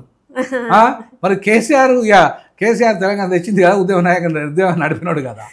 అంటే తాగినంత మాత్రం కేసీఆర్ వేస్ట్ అన్నట్ట. అంటే తాడికి మాత్రమే పనిచేస్తామని చెప్పి మీరు చూసే ఉంటారు సార్, వీడియోలు కూడా చూసినామా? నేను చూసిన కాబట్టి తెలంగాణ కల్చర్ ఇంత కించపరిచి మాట్లాడుతున్నా కూడా మన తెలంగాణ నాయకులు మళ్ళీ మాట్లాడతలేరు. అదే అంటున్నా కదా, నా బాధ ఏంటంటే అదే కదా. వాళ్ళ దగ్గరికి వెళ్ళి డబ్బులు తీసుకుంటారు వీళ్ళు, వాళ్ళు నోరు మూస్తారు. మాలాంటి వాళ్ళు మేము నిజాయితీగా మాట్లాడుతున్నాం. అంతే కదమ్మా, అంతే కదా. ఇప్పుడు మేము ఎవరికి అమ్ముడు పోతలేము, ఎవరి దగ్గర జీ హుజూర్ అంటలేము కాబట్టి మేము ఇట్లా మాట్లాడుతున్నాం. వాళ్ళు అట్లా అమ్ముడు పోతారు కాబట్టి వాళ్ళు మాట్లాడతలేరు. అంటే గులాంగిరి సలాంగిరి చేసుడే. అంతే. మేము ప్రజల పక్షాన్ని నిలబడుతున్నాం, మేము నిరుద్యోగుల పక్షాన్ని ఉన్నాం, మేము నిజాయితీగా కొట్లాడుతున్నాం. అటు తెలంగాణ ఉద్యమంలో ఉన్నాం, కొట్లాడినాం, తెలంగాణ తెచ్చుకున్నాం. ఇవాళ తెలంగాణలో మా పాలకులు చేస్తున్న అవినీతి మీద, అన్యాయాల మీద కూడా కొట్లాడుతున్నాం. అండ్ ఇప్పుడు చూస్తుంటే రాష్ట్ర రాజకీయ పరిస్థితులు సార్ మీకు ఏమనిపిస్తుంది సార్? అంటే ఒకటే వచ్చేసి కాళేశ్వరం సిబిఐకి అప్పగించిండ్రు, కవిత రాజీనామా, ఇప్పుడు ఏది లేదు అనుకుంటే డ్రగ్స్ వచ్చింది, ఎగ్జామ్స్, గ్రూప్ 1 ఎగ్జామ్స్, ఇవన్నీ రోజుకి అవుతుంది. మెయిన్గా చూసుకుంటే యూరియా సమస్య. ఇన్ని సమస్యలు ఉండగా అసలు రేవంత్ రెడ్డి గారు ఎందుకు వేటి మీద స్పందించలేరు? అసలు ఏం చేస్తున్నారు ఏంటంటారు? అసలు సెషన్స్ కూడా కరెక్ట్గా జరగట్లేదు. నేను ఏమంటానంటమ్మా, వీళ్ళంతా ఏంటంటే మళ్ళీ 5 ఏళ్ళు నేను ముఖ్యమంత్రిగా ఉండాలంటే నేను ఎన్ని వేల కోట్ల రూపాయలు సంపాదించాలి అంతే. అంటే సంపాదన మీదనే ఆలోచన అంతా. ఇప్పుడు ఆయన మూసీ ప్రాజెక్ట్లో ఉన్నాడు మెయిన్గా, త్రిబుల్ ఆర్ ప్రాజెక్ట్ ఒకటి, 2 ప్రాజెక్టుల మీద మెయిన్ కాన్సన్ట్రేషన్. దానికి బీజేపీతో ఆయన మాట్లాడుకున్నాడు. ఇవాళ ఉపరాష్ట్రపతి ఎన్నికల్లో కూడా కాంగ్రెస్ నుండి 6 ఓట్లు పడ్డాయంటే, ఇక్కడ అందులో తెలంగాణలో 3 ఓట్లు పడ్డాయట. మరి ఎట్లా పడతాయి బీజేపీకి? మీకు ఇంటర్నల్ అండర్స్టాండింగ్ ఉంటేనే కదా. అంతే కదా. ఎందుకంటే ఆయన అంటారు అసలు బీజేపీకి కాంగ్రెస్కి అసలు పడనే పడదు. మొన్న కూడా చూసుకున్నట్టయితే ఈడీ ఉన్న సిబిఐ జేబు సంస్థలు బీజేపీకి అని చెప్పిండ్రు, 2 రోజులు కాలేదు సిబిఐకి అప్పగిస్తాను కాళేశ్వరం ఉంది అని చెప్పేసి అన్నారు. అసలు ఏంటి సరే అంతే కదా. మరి ఇప్పుడు ఇదంతా ఏంటంటే బీజేపీతో కుమ్మక్కపోయి ఆయన మళ్ళీ 5 ఏళ్ళు ముఖ్యమంత్రిగా ఉండాలంటే అక్కడికి వెళ్ళి ఏం చేయాలి? ఆ బీజేపీతో ఇంటర్నల్గా తెచ్చుకొని అది మూసి ప్రక్షాళన ప్రాజెక్ట్ డబ్బులు తెచ్చుకోవాలి, ఇక్కడ త్రిబుల్ ఆర్ ప్రాజెక్టు డబ్బులు తెచ్చుకోవాలి. సో ఇవన్నీ కూడా మళ్ళీ కాంగ్రెస్కు ఇంత సంచులు పంచాలి. సో ఇవన్నీ జరుగుతున్నాయి కాబట్టి ఇట్లాంటి కుమ్మక్కు రాజకీయాలు జరుగుతున్నాయి. సో ఇట్లాంటి కుమ్మక్కు రాజకీయాలు జరుగుతున్నాయి కాబట్టి గ్రూప్ 1లో స్కాము, అన్నిట్లలో స్కామ్ జరుగుతున్నాయి. సో నిజాయితీ పరులు ఎవరు లేరు, నిజాయితీ పరులు లేరు కాబట్టి మాలాంటి వాళ్ళు ఒక ప్రత్యామ్నాయ రాజకీయాల వైపు మేము వెళ్తున్నాం. మేము ఎందుకు ఇవాళ ఉద్యోగాలు మానేసి మాకు 3 లక్షల ఉద్యోగం అంటే తక్కువ కాదమ్మా మా దళితులకి. ఇవాళ చాలా అది పెద్ద అది అసెట్, అట్లాంటి అసెట్ కూడా ఇవాళ వదులుకోవడానికి సిద్ధపడుతున్నామంటే కారణం ఏంది? ఆ సమాజానికి pay back to the society చెప్పాడు అంబేద్కర్. సో ఏ సమాజం నుండి నువ్వు వచ్చావో ఆ సమాజానికి నువ్వు సేవ చేయమన్నాడు ఆయన. సో ఆ సేవ చేయడంలో భాగంగా ఇవాళ మనం వస్తున్న ప్రత్యామ్నాయ రాజకీయాల వైపు ఈ యువత వీళ్ళంతా ఎందుకు రారు? వీళ్ళు మార్వాడి గోపాయ్ కానీ ఇవాళ కాంగ్రెస్ ఒకటి మళ్ళీ రేపు బీఆర్ఎస్ని తీసుకొస్తాయి.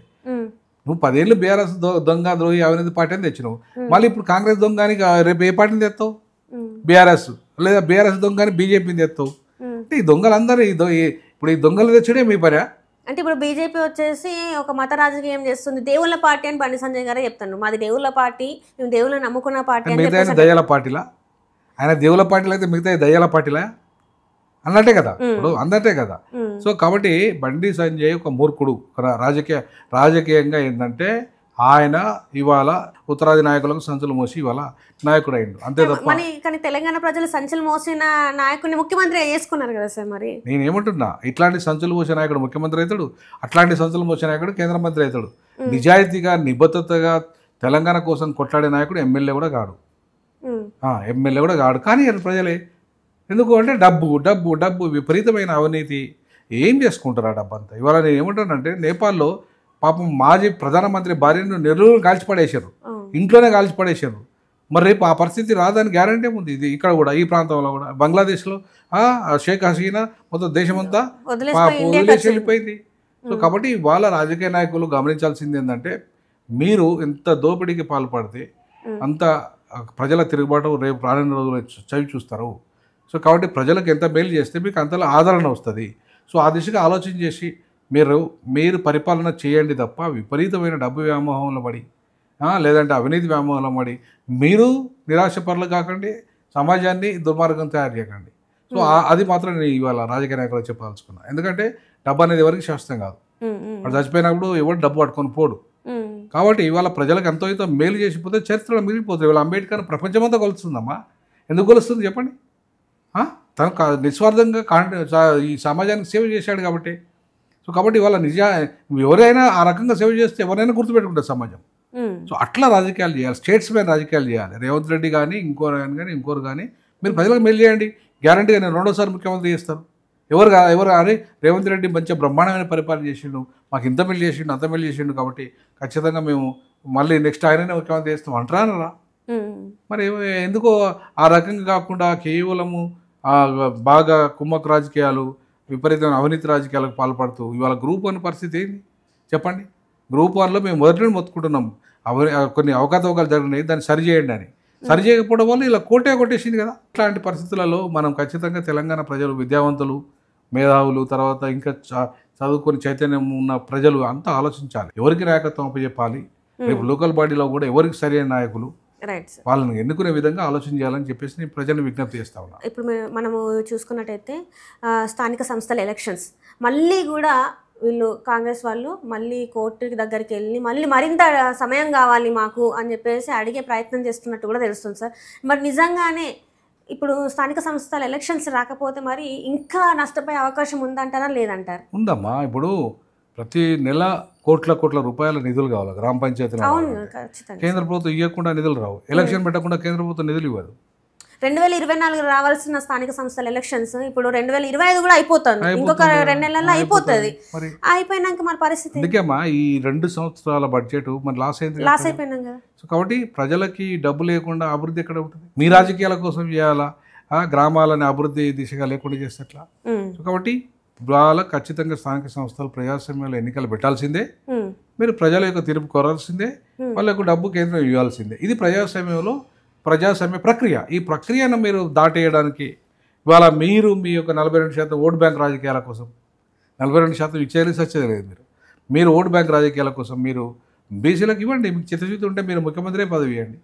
ఎందుకు ఇస్తలేవు? బీసీకి ముఖ్యమంత్రి పదవి ఎందుకు ఇస్తలేవు? నీ మంత్రివర్గంలో స్థానం నీ రెడ్లకే 4% ఉన్న రెడ్లకు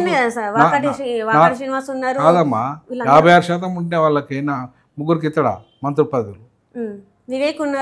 వివేక్ అయినా ఎస్సీ అమ్మ, బీసీల గురించి మాట్లాడుతున్నారు. అంటే ఇప్పుడు నేను ఏమంటానంటే వాళ్ళ 4% ఉన్న రెడ్లు 4 మంత్రులే ఉంటారు. అవును 56% ఉన్న బీసీలు 4 మంత్రులే ఉంటారా? ఎక్కువ ఉండాలి కదా. ఎక్కువ ఉండాలి కదా. మరి ఎందుకు ఇస్తలేవు?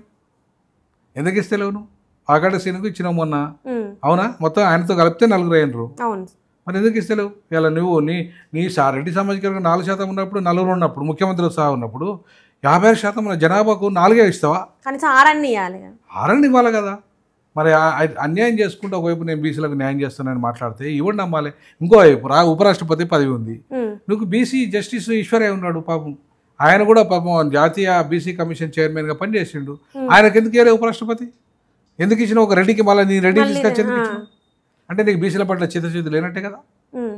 నువ్వు ఎమ్మెల్యేలో 46 మంది నీ రెడ్డి సామాజిక వర్గాన్ని చెప్తావు, వీళ్ళేమో 19 మంది బీసీలా ఉంటారు అంతే. ఒక్క నీ వర్గం ఎంత గట్ల 46 మంది ఎట్టగెళ్తారమ్మా? అంటే అర్థమైంది. బీసీలకు రావాల్సిన సీట్లలో రెడ్లకు ఇచ్చి గెలిపించుకున్నారు. ఇవాళ 72 కార్పొరేషన్ చైర్మన్లలో 50 కార్పొరేషన్ చైర్మన్లు రెడ్లకే ఇచ్చుకున్నావు. మళ్ళీ నేను సామాజిక న్యాయం బీసీలకు న్యాయం చేస్తానని మాట్లాడతావు. అంటే కులగణన చేసింది కూడా మా ప్రభుత్వంలో అన్ని ఏమైంది? చేస్తే ఏంటి? కులగణన చేస్తే ఏమైతుంది? ఇప్పుడు నీ కులం మీద నేను అడుగుతా, నా కులం మీద నువ్వు అడుగుతావు. ఆయన మాత్రం అవి ఒరిగేదేంది? నీకు ఒరిగేది ఎంత, నాకు ఒరిగేది? నాకేదైనా పదవి, నాకేమైనా అవకాశాలు వచ్చినప్పుడు కదా, నీకేమైనా అవకాశాలు వచ్చినప్పుడు కదా ఆ కులం ద్వారా లబ్ధి జరిగినప్పుడే కులం గురించి. అంతేగాని ఊరికే ఆ కులం ఉన్నంత మాత్రం ఏం లాభం? నిజంగా కులం అనేది అంత ఇంపార్టెంట్ సార్ ఇప్పుడున్న పరిస్థితులలో కూడా.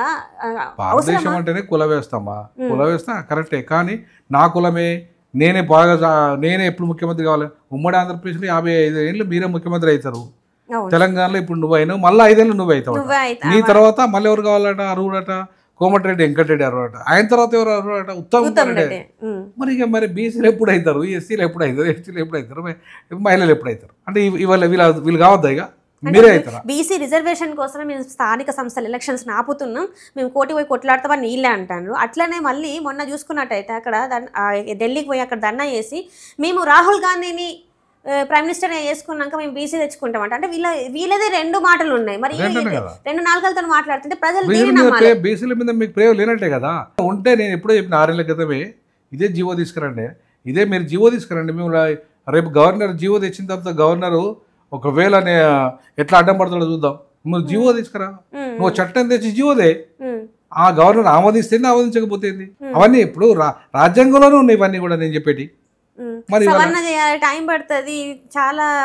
అంటే ఎన్నతో చేయాల్సిన పని ఉంది దీని వెనకాల, అంత ఈజీ కాదని చెప్పేసి మళ్ళీ మాట్లాడుతూ ఉంటారు. సవరణలు చేయాలంటే టైం పడుతుంది అంటారు. మరి నిజమేనా సార్? సవరణలు చేయాలంటే టైం పడుతుంది? నేను లా ప్రొఫెసర్ అని చెప్తున్నాను. నీవు ప్రాపర్గా చట్టం తెచ్చి నీకున్న అధికారం, రాష్ట్ర ప్రభుత్వానికి ఉన్న అధికారం ప్రకారంగా నువ్వు జీవో చేయవచ్చు. ఇంత సింపుల్ లాజిక్ అది. ఇప్పుడు 9th షెడ్యూల్లో పెట్టాల్సిన అవసరమే లేదు. ఈడబ్ల్యూఎస్ రిజర్వేషన్లు వచ్చినాక, ఈడబ్ల్యూఎస్ రిజర్వేషన్లు వచ్చి అగ్రవర్ణ పేదలకు రిజర్వేషన్ తెచ్చిండ్రు. అక్కడ మీరు ఏం సవరణ తెచ్చారు?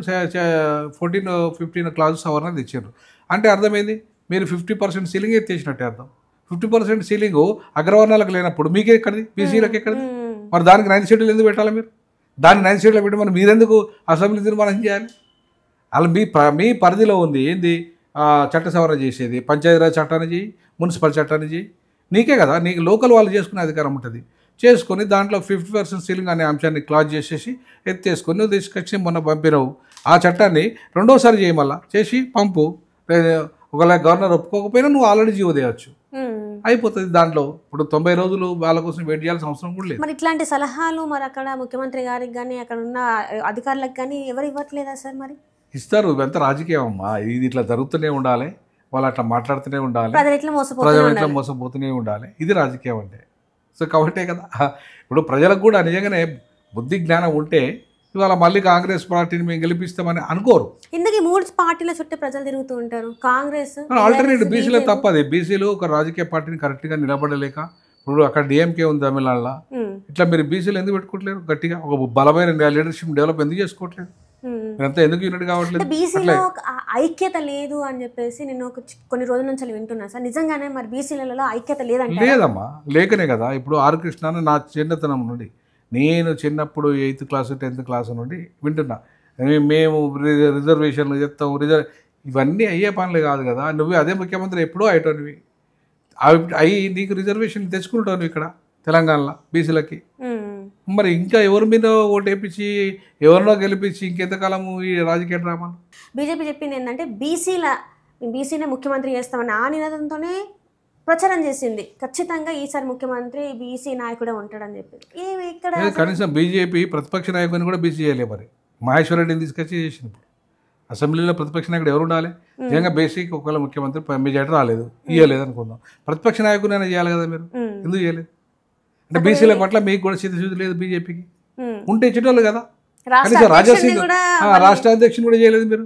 పాపం రాజాసింగ్ అంతగానో మొత్తుకుంటా అన్న కూడా పార్టీలకి తీసి పడేసి ఈటల రాజేందర్ పాపం అంతగానో వేరే పార్టీ నుండి వచ్చిన జైన్ ఆయన కూడా అవకాశాలు కూడా వేసారు. అంటే మీకు బీసీల పట్ల చిత్తశుద్ధి ఏమాత్రం లేనట్టే కదా.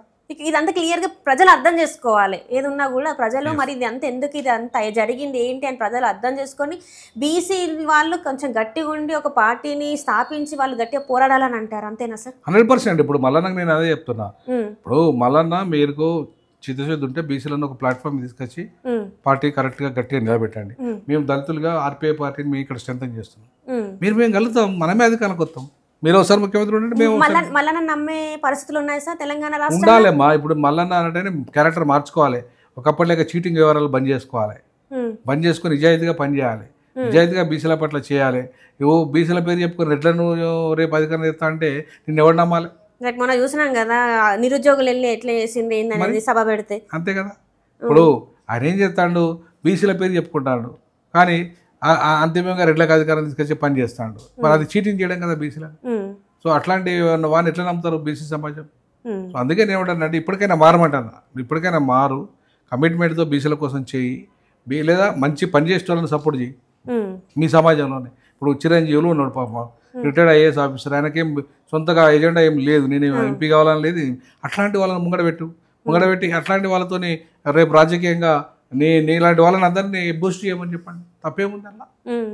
అంటే ఇప్పుడు చూస్తాను సార్, ఇదంతా ఒకవైపు అయితే తెలంగాణలో రైతులు అరిగోసపడతారు యూరియా కోసం, అలానే పెయిడ్ ఆర్టిస్టులు అంటారు. వాళ్ళు అసలు నిజమైన రైతులే కదా అని చెప్పేసి ఇప్పుడున్న కాంగ్రెస్ నాయకులు మాట్లాడుతారు. మరి దీన్ని ఎట్లా చూడాలంటారు సార్? ఎందుకంటే రైతే ఇప్పుడు ఈరోజు కాంగ్రెస్ ప్రభుత్వం వచ్చిందంటే ఊళ్ళో ఉన్న రైతులే వాళ్ళు ముందుండి ఈ ప్రభుత్వాన్ని తీసుకొచ్చింది. ఇప్పుడు వాళ్ళనేమో పెయిడ్ ఆర్టిస్టులు, మీరు అసలు రైతులే కదా అంటే ఏంటి సార్? అదే అమ్మా, ఇప్పుడు నేనేమంటానంటే ఏదో ఊడమల్లన్న బూడమల్లన్న అంటారు కదా. అంటే అవసరం ఉన్నప్పుడు ఒక రకంగా, అవసరం లేనప్పుడు ఒక రకంగా రేవంత్ రెడ్డి ఈ రకమైన రాజకీయాలను ఈ తెలంగాణ సమాజం సహించదు, ఎల్లకాలం సహించదు. రేపు రానున్న లోకల్ బాడీ ఎన్నికల్లో కర్ర కాల్చి వద పెడతారు. రేపు ఆయనకు బుద్ధి చెప్తారు. అందుకే ఆయన భయపడి ఓట్లని వాయిదా వేసుకుంటూ వస్తాడు. ఎంతకాలం వాయిదా వేస్తావు? లోకల్ బాడీ ఎన్నికలు ఎంతకాలం వాయిదా వేస్తావు? 2 సంవత్సరాలు అయిపోయింది. ఇంకా వాయిదా వేయలేవు. ఇంకా కోర్టులు కూడా ఊరుకోవు, ప్రజలు కూడా ఊరుకోరు. కాబట్టి రేపు గ్రామ పంచాయతీలో నిధులు లేకపోతే, గ్రామం నడవకపోతే ఎవరు తిరుగుబాటు చేస్తారు? ప్రజలే కదా. ఖచ్చితంగా ప్రజలు తిరుగుబాటు చేస్తారు. రేవంత్ రెడ్డి గారు ఖచ్చితంగా ఇప్పటికైనా మీరు లోకల్ బాడీ ఎన్నికల్లో మీరు ఒక మాట అన్నారు, ఏంది మేము పార్టీ పరంగా ఇస్తాము టికెట్లు అన్నారు. ఇవ్వండి, పార్టీ పరంగా ఇవ్వండి. చట్టపరంగా వచ్చేటప్పుడు వస్తుంది, చట్టపరంగా అయ్యేటప్పుడు అవుతాయి. మరి పార్టీ పరంగానే ఇచ్చే ఎన్నికలు అవ్వండి. అన్ని పార్టీలు ఇస్తాయి పక్కన పడేయండి. మీ పార్టీ చిత్తశుద్ధి నిరూపించుకోండి. అంతేగాని మేము ఇలా చట్టాలు చేసినాం, చేయిలు దొలుపుకున్నాం, అది మళ్ళీ కేంద్రం బీజేపీ చేస్తారు బీజేపీ దొంగ పార్టీ అంటే మరి నువ్వు కూడా దొంగపోయినా అవుతావు. కాబట్టి బీజేపీ అయినా, కేంద్రంలో ఉన్న బీజేపీ అయినా, తెలంగాణ ఈ రాష్ట్రంలో ఉన్న కాంగ్రెస్ అయినా, ప్రతిపక్షంలో బీఆర్ఎస్ అయినా, ఇదంతా దొంగల ముఠ. ఈ దొంగల ముఠ అంతా కూడా, ఈ దోపిడీ ముఠ అంతా ఈ తెలంగాణ ప్రజలను, సొమ్మును, అధికారాన్ని అన్నింటినీ దోపిడీ చేస్తున్న ఒక ముఠాగా ఉన్నది. కాబట్టి నా తర్వాత నువ్వు, నీ తర్వాత నేను అనే విధంగానే రాజకీయాలు పంచుకుంటాను తప్ప నిజాయితీ, స్వచ్ఛత ఉన్న ఒక ఆల్టర్నేటివ్ పాలిటిక్స్ లేదా ఆల్టర్నేటివ్గా నాలాంటి వాళ్ళు ఇంకా వచ్చేవాళ్ళు ఎవరైతే, ఇంకెవరైనా సార్, బీసీల నుండి కావచ్చు, ఇంకా ఎస్టీల నుండి కావచ్చు, ఇంకా మైనార్టీల నుండి కావచ్చు, మహిళల నుండి కావచ్చు, మీలాంటి వాళ్ళంతా కూడా రాజకీయాలకు రావాలి. రాజకీయాలకు వచ్చి మీ వాటా అడగాలి. మీ వాటా ఇప్పుడు మీరు ఓటేస్తలేరా? మహిళలు ఓటేస్తలేరా? బీసీలు వేస్తలేరా? ఎస్టీలు వేస్తలేరా? మైనార్టీలు వేస్తలేరా? మరి వాళ్ళు చేసినప్పుడు వాళ్ళ వాటా, వాళ్ళ హక్కులకు వాళ్ళ వాటా వాళ్ళకి రావాల్సిన రాకపోతే ఎందుకు ఊకోవాలి? ఇది ఎవరి సొమ్ము? మీరు పన్ను కడుతున్నాం, మనం పన్ను కడుతున్నాం కదా. మరి పన్ను కడుతున్నప్పుడు మనకి ఇవ్వాలి కదా ప్రభుత్వం. మనకు ప్రభుత్వం ఇల్లు ఇవ్వాలి, మన ప్రభుత్వం ఉద్యోగం ఇవ్వాలి, విద్య ఇవ్వాలి, మంచి హాస్పిటల్స్ పెట్టాలి, మంచి రోడ్లు వేయాలి. ఇవన్నీ ప్రభుత్వ బాధ్యత కదా. ఇవన్నీ తప్పించుకొని ఇంకో పార్టీని మీరు ఎడతానంటే ఎట్లా? Right sir. అండ్ అట్లనే 10 మంది ఎమ్మెల్యేలు ఉప ఎన్నిక మరి 10 మందికి వస్తుందా రాదా తెలియదు. ముఖ్యంగా చూసుకుంటే ఈ జూబ్లీ హిల్స్, మరి ఈ జూబ్లీ హిల్స్ నుంచి మీ పార్టీ నుంచి ఎవరన్నా నిలబెడతాం? మా పార్టీ ఖచ్చితంగా నిలబెడతాం. మా పార్టీ రానున్న ఎన్నికల్లో ఖచ్చితంగా ఒక క్రియాశీలక పాత్ర పోషిస్తుంది. మేము 1-2% ఓట్లు అయినా కూడా గెలిచేమని ఓడగొడతాం. నేను గెలుస్తా అని ఎవడతా అనుకుంటున్నా ఓటు చీలిక అయితే జరుగుతుంది, చేస్తుంది, గ్యారంటీగా వెళ్తుంది. ఒకవేళ మాతో అలయన్స్కి వస్తే పర్వాలేదు, ఎవరితోనైనా పొత్తు ఉంటుంది. లేదా రాలేదంటే ఇప్పుడు ఫర్ ఎగ్జాంపుల్ కాంగ్రెస్తో మేము అలయన్స్ పెట్టుకుంటే మేము కొన్ని సీట్లు వాళ్ళు కొన్ని సీట్లు పోటీ చేస్తాం. రేపు ఉప ఎన్నికలో 11 సీట్లలో మాకు సీట్ ఇవ్వమంటాం. కడియం శ్రీహరి ఇవాళ ఆయనకెందుకు ఇవ్వాలి, ఇప్పటిదాకా 40 ఏళ్ళు మంత్రిగా ఉన్నాడు ఆయన. ఇప్పటిదాకా మీరే విభేదించింది కదా సార్ కాంగ్రెస్ తో, మీరు కాంగ్రెస్ అందరు దొంగలు. ఎన్నికల పొత్తు అది, ఎన్నికల పొత్తు వేరు, విధానాల పొత్తు వేరు. మేము విధానాలను వ్యతిరేకిస్తున్నాం. ఎన్నికలు అనేవి అవసరం. ఇప్పుడు నా అవసరం ఆయనకు ఉంటుంది, ఆయన అవసరం ఆయన ఉంటుంది. ఇప్పుడు కాంశీరామ్ గారు ఉన్నాడు ఉత్తరప్రదేశ్లో, బీజేపీతో పొత్తు పెట్టుకున్నాడు, కాంగ్రెస్ పెట్టుకున్నాడు, అవునా? తర్వాత సమాజ్వాదీ పార్టీతో పెట్టుకున్నాడు. ఎందుకోసం? అధికారం కోసం. నేను కూడా అంతే, నేను ఏ పార్టీతోనైనా పొత్తు పెట్టుకుంటాం. ఎప్పుడు? నా అవసరాలు తీర్చేప్పుడు, అంటే నా పార్టీ అధికారంలోకి వచ్చి రావడానికి దాన్ని పావుగా వాడతాం. అంతేకాని వాళ్ళ విధానాలను సపోర్ట్ చేయం. వాళ్ళు చేస్తున్న గ్రూప్ 1 వ్యతిరేక విధానాలు కావచ్చు, వాళ్ళు చేస్తున్న రైతు వ్యతిరేక విధానాలు కావచ్చు, వాళ్ళు చేస్తున్న నిరుద్యోగ వ్యతిరేక విధానాలు కావచ్చు, వాళ్ళు చేస్తున్న హింస కావచ్చు, వీటన్నిటికీ మేము వ్యతిరేకం. రాజకీయాల్లో ఎన్నికలు అనేటివి ప్రజాస్వామ్యంలో నీ అవసరం నాకు ఉంటుంది, నా అవసరం నీకు ఉంటుంది, అంతే తప్ప అట్లా ఒకవేళ ఏ పార్టీతో మాకు రాలేదనుకో పొత్తు, మేము అన్నిట్లలో పోటీ చేస్తాం. రైట్. ఇప్పుడు మరి మీరు అనుకున్నట్టు మీరు ఒకవేళ అధికారంలోకి వచ్చి ఉంటే, అది ఇప్పుడే కాకపోయినా ఇంకా ముందు ముందు అయినా కూడా మీరు మారడానికి గ్యారంటీ ఏంటి సార్? మీరంటే మీరని కాదు, మీ పార్టీలో మా పార్టీ విధానమే రాజ్యాంగాన్ని అమలు చేయడం. మా మేనిఫెస్టోనే రాజ్యాంగం. రాజ్యాంగం మారదుగా, రాజ్యాంగ విధానాలు మారే కదా, అంతే. మా పార్టీ కూడా మారదు. మా ప్రజల కోసమే చేస్తారు, 100% ఏదున్నా ప్రజల కోసమే. ఇప్పుడు రానున్న రోజుల్లో మా పార్టీ ద్వారా మేము ప్రభుత్వంతో సంబంధం లేకుండా, బ్యాంకులతో సంబంధం లేకుండా రానున్న రోజుల్లో ప్రతి నిరుద్యోగికి ఉపాధి కల్పించబోతున్నాం. మేమే సొంత బ్యాంకు పెడుతున్నాం. మేమే లార్డ్ బుద్ధ బ్యాంకు పెడుతున్నాం. బుద్ధుని పేరు మీద మేము ఒక బ్యాంకు పెట్టబోతున్నాం. దానికి విదేశీలో ఉన్న మా దళితులు ఎవరైతే ఉన్నారో, డెవలప్ అయిన వాళ్ళంతా కూడా దాంట్లో పెట్టుబడి పెడుతున్నారు. విదేశాల్లో ఉన్న మా పారిశ్రామికవేత్తలు ఎవరైతే ఉన్నారో వాళ్ళంతా కూడా పెట్టుబడులు పెట్టబోతున్నారు. రానున్న రోజుల్లో ఇది మేము చేయబోతున్నాం. దాని ద్వారా నిరుద్యోగ మహిళలకి, నిరుద్యోగ యువకులకి, వాళ్ళు ఏ రంగంలోనైనా వాళ్ళకి ఉపాధి కావాలంటే ఆ రంగంలో మేము ఉపాధి అవకాశాలు కల్పిస్తాం, ఉద్యోగ అవకాశాలు కల్పిస్తాం. ప్రతి కాన్స్టిట్యున్సీలో మేము 100 మందికి టీ అండ్ స్నాక్స్ ఉపాధి, అంటే మేమే డబ్బా పెట్టిస్తాం. ప్రభుత్వం బ్యాంకుతో సంబంధం లేదు, మేమే డబ్బా పెట్టిస్తాం, మేమే అన్ని వస్తువులు ఇస్తాం. నెలకింత ఆయన కట్టుకోవాలి. మేము ఫర్ ఎగ్జాంపుల్ 1 లక్ష పెట్టుబడి పెట్టినాం అనుకో, మేము ఆ 1 లక్షలో మేము నెల కింద కట్టుకోవాలి. వాళ్ళ కుటుంబానికి 1000 రూపాయలు సంపాదిస్తారు రోజుకు. మీ కుటుంబానికి 900 పెట్టుకో, మాకు 100 రూపాయలు. అట్లా మేము తయారు చేస్తున్నాం. మేము ఓటర్లని ఓటు బ్యాంక్గా చూడం, మేము మనుషులుగా చూస్తాం.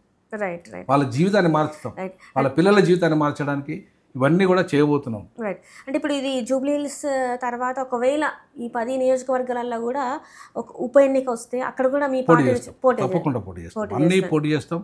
ఒకవేళ అలయన్స్ అయితే మేము ఆ అలయన్స్లో మేము ఒకటే పోటీ చేస్తాం. ఎన్ని సీట్లు వస్తే అన్ని పోటీ చేస్తారు. అండ్ అట్లనే చేస్తే ఇప్పుడు రాష్ట్రంలో హాట్ టాపిక్ ఏంటంటే కేసీఆర్ కానీ, కేటీఆర్ కానీ, హరీష్ రావు కానీ అరెస్ట్ అయ్యే అవకాశాలు ఉన్నాయా? ఇంకొకటి ఏంటంటే కవిత ఏ పార్టీలకు పోతుంది? కాంగ్రెస్లోకి పోతుందా, బీజేపీలోకి పోతుందా, లేకపోతే పార్టీయే కొత్త పార్టీ పెడుతుందా ఏంటి అనేది కూడా. కేసీఆర్, కవిత, కేసీఆర్, హరీష్ రావు, కేటీఆర్ అరెస్ట్ అనేది పెద్ద కామన్. అది ఇది రాజకీయాల్లో.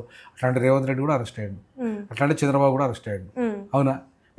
ఫరక్ పడదంటారా సార్ మరి తెలంగాణ రాజకీయాల మీద? ఏం పెద్ద ప్రభావం పడదమ్మా. అంత పెద్ద ప్రభావం పడి మొత్తం కంప్లీట్ కేసీఆర్ కొలాప్స్ అయిపోతాడు అనేది ఏమి ఉండదు. ఎందుకంటే రాజకీయాల్లో ఇవాళ రేపు అవినీతి కామన్ అయిపోయింది. ప్రజలు కూడా అవినీతి తినడం మొదలుపెట్టిండ్రు. కాబట్టి జైలుకు పోయినా కూడా ఏముంది, మాకు రేపు ఏమిస్తాం అనేది అడుగుతారు వాళ్ళు. అవునా? సో ఇట్లా తయారు చేసిన సిస్టాన్ని. కాబట్టి ఎవరు జైలుకు పోయినా, ఎవరు జైలు పోకపోయినా పెద్ద పరకు ఇప్పుడు ఆమె మొన్నటిదాకా జైలుకు వేసింది 15 ఏళ్ళు కవిత గారు. వచ్చి మళ్ళీ రాజకీయాలలో చురుగ్గా ఉన్నది. ఏమి ప్రజలు ఏమన్నా నువ్వు జైలుకు పోయినావు కదా, నువ్వు రాదు రాజకీయాలు పనికి రావన్నారా? వాళ్ళకి ఎక్కువ బ్రహ్మదరథం పడతాను. మరి అట్లనే ఉంటుంది. అట్లా ఇప్పుడు రేవంత్ రెడ్డి జైలుకు పోయిన తర్వాత ముఖ్యమంత్రి అయినా కాలేదు. అంటే ఇప్పుడు జైలుకు పోయేసి వస్తే ముఖ్యమంత్రి. అదే ఇప్పుడు కవిత కూడా అట్లనే అనుకుంటాను, నేను జైలుకు పోయిన కాబట్టి నేను కూడా రేవంత్ రెడ్డి ఆదర్శంగా తీసుకొని ఇప్పుడు యువత రాజకీయాలకు రావాలంటే ఫస్ట్ వాళ్ళు జైలుకు పోవాలి. అంతే కదా. ఇప్పుడు ఎవరైతే నేరస్తే, ఇప్పుడు హైయెస్ట్ కేసులున్న రేవంత్ రెడ్డి దేశంలోనే హైయెస్ట్, ఆయన ముఖ్యమంత్రి కాలేదా? అవునా? అట్లనే ఎన్ని కేసులు ఉన్నాయి సార్? మళ్ళీ ఆ మీద ఏం కేసులు?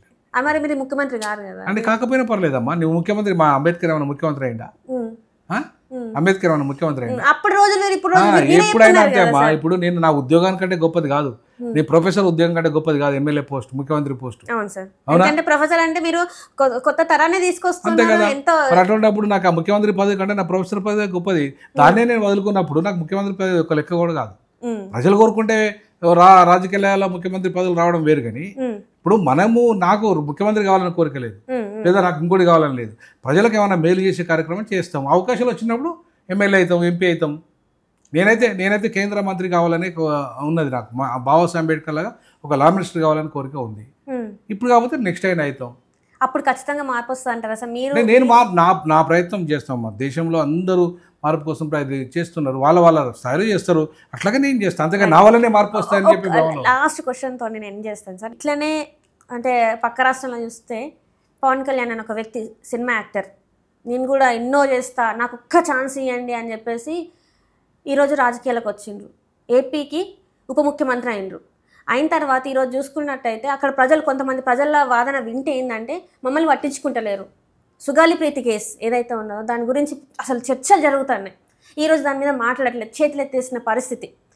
అంటే రాజకీయాలకు వచ్చిన తర్వాత ఏదైతే మనం ప్రచారంలో మాటలు చెప్తామో అంత సులభంగా అవ్వము అని చెప్పేసి కనిపిస్తుంది. రేపు మీరు మారాలని గ్యారంటీ ఏంటి? నేను ఒకటే చెప్పదలుచుకున్నామ్మా, రాజ్యాంగం మీద బాబాసాహెబ్ అంబేద్కర్ ఆలోచనతో వచ్చిన వారు ఇవాళ ఆర్కి ఈ దేశ రాష్ట్రపతిని ఆఫర్ ఇచ్చారు. ఈ దేశంలో చాలా పదవులు ఆఫర్ ఇచ్చారు ఆయనకు, కానీ ఆయన పోలేదు. కేవలం న్యాయశాఖ మంత్రి కూడా, అది కూడా ఎందుకు పోయారో, ఈ దేశంలో రాజ్యాంగం రాసింది కాబట్టి. ఆ రాజ్యాంగం రాసిన వ్యక్తిగా ఒక చీఫ్ ఆర్కిటెక్టర్గా ఆయనకు న్యాయశాఖ మంత్రి పదవి ఇచ్చారు. అవునా? సో ఆయన చివరికి మాకు న్యాయం జరుగుతులేదంటే రాజీనామా చేసేసి, అట్లనే నేను కూడా నా ప్రొఫెసర్ ఉద్యోగానికి రాజీనామా చేసిన. అవునా? తర్వాత ఇవాళ న్యాయశాఖ మంత్రి కూడా రేపు ఒకవేళ నాకు వచ్చినా కూడా వాళ్ళ మా ప్రజలకి న్యాయం చేసేటట్టుగా లేకపోతే దాన్ని కూడా రాజీనామా చేస్తాను. అది కూడా నేను ఉంటానని నాకే పెద్ద ఇంపార్టెంట్ కాదు అది, ఎందుకంటే నాకు ప్రొఫెసర్ అంత పెద్ద పోస్టే ఇంపార్టెంట్ కానప్పుడు ఈ పెద్ద లెక్క కాదు నాకు. సో కాబట్టి రాజకీయాల్లో అంతో ఇంతో మేలు చేస్తే ప్రజలు నిరంతరం గుర్తుపెట్టుకుంటారు. మనం అవినీతి చేయడానికి అవకాశవాదానికి పాల్పడితే ఇవాళ ముఖ్యమంత్రి కావచ్చు, లేదా రేపు మళ్ళీ నేను ప్రధానమంత్రి కూడా కావచ్చు, కానీ ప్రజలు ఏమనుకుంటారు, విధవా వీడు స్వార్థం కోసం ఆ పార్టీ మారి ఈ పార్టీ మారి ముఖ్యమంత్రి అయిండు, సంపాదించుకున్నాడు, చచ్చిండు అంటారు. అవునా? అంతే కదా. ఇప్పుడు అట్లా అంటారు ప్రజలు. నాకు అవసరమే లేదు పదవి ఉంటేది లేకపోతే.